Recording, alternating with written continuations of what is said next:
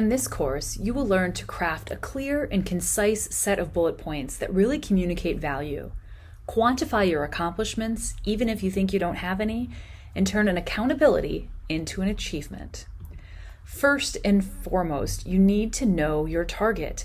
Anytime that you are crafting a resume, especially putting together some accomplishment statements, it's important that you have a clear understanding of the type of job you're going after, the industry in which you have an interest, and perhaps even the company or general set of companies that you're interested in. Because we need to make sure that if we're writing a marketing document in order to get to those individuals, that we know how to speak to our audience. Marketing really allows us to narrow in on the right opportunities and put achievement before activity.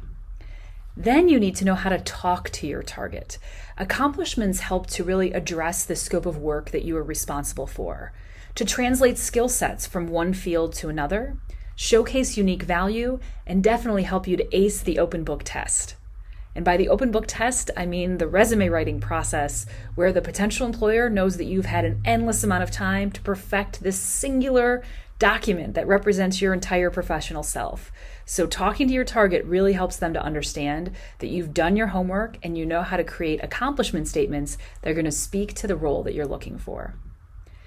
You want to describe your achievements in a manner that makes it easy for a potential employer to really understand what we call your return on investment. That is, why should they hire you and what kind of value will you bring to their bottom line?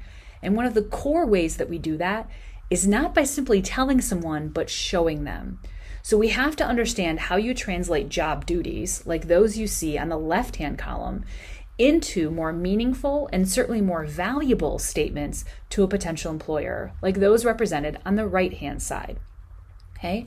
Oftentimes we can do that by adding some quantifiable examples, quantifiable details, that is. So if, for example, you simply attended an annual conference, it's not telling me much. But if you tell me that you attended that conference in order to introduce the company to 3,000 plus potential clients, and that you participated as a vendor at what kind of conference? A dealer conference? Now I have some meat. Now I understand what's really going on there.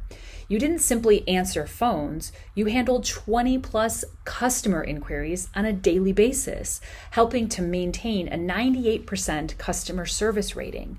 Again, this level of specific information really allows the hiring manager to get a sense for what it was you were doing and how you might perform that same action at the same quantity or frequency in their organization to create a similar outcome. We can see some other examples here around managing special projects. Instead, give me some more specifics. What kind of special projects? What were the outcomes?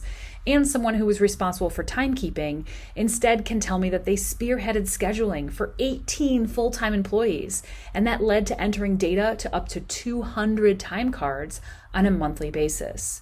Now, I write these statements all day, but let's talk about how you might put them together for your own resume. The first tip is to take a look at employer buying motivators. The first tip is to take a look at employer buying motivators. These 10 items listed on your screen are indicated as the top reasons anyone would bring someone onto their staff, okay? These are the reasons that employers go after and hire individuals. Each and every role within a company is impacting the bottom line in one or more of these ways. And when individuals tell me, no, I'm not impacting the bottom line, then you wouldn't be in that job. You'd have no reason to be on payroll. So even if you are a customer service representative and think, I don't sell anything, I'm not helping them make money, you are, because you're helping to retain existing customers, perhaps help build relationships and represent the brand when you're on the phone with these customers, and you're definitely helping to solve their problems. If you are the executive assistant to the CEO, you're also helping to build a relationship each and every time you pick up that phone. And you're likely making his or her work easier every time you handle scheduling an appointment or travel arrangements.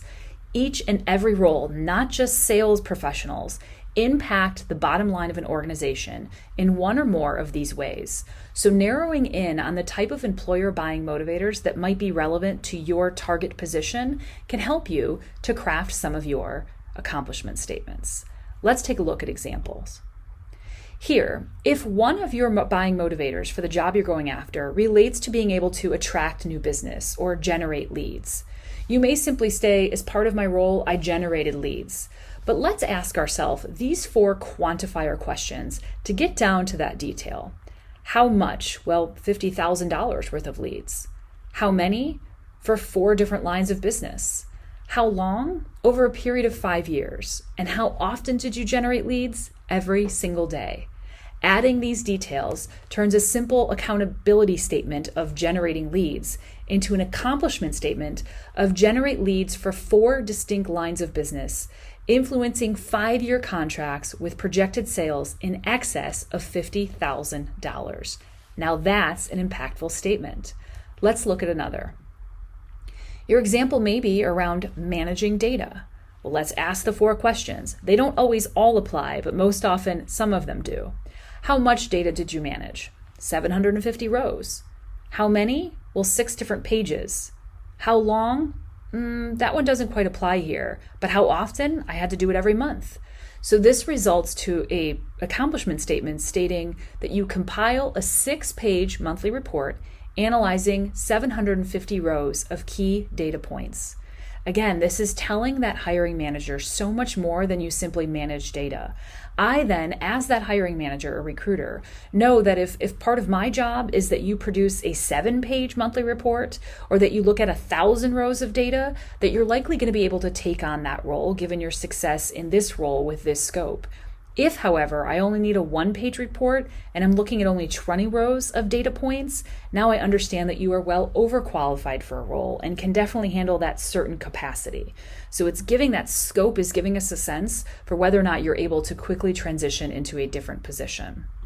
One final example, maybe your job involves answering the phones. When we start to ask ourselves the how questions, how much? Doesn't apply. How many? Well, 20 calls. How long do those calls take? Sometimes they're longer than 10 minutes apiece. And how often? Every day. When I start to formulate those quantifiers into a sentence, I come up with answering up to 20 calls per day, responding to customers' inquiries. I didn't, in this particular instance, find that it was valuable to indicate that the calls took more than 10 minutes.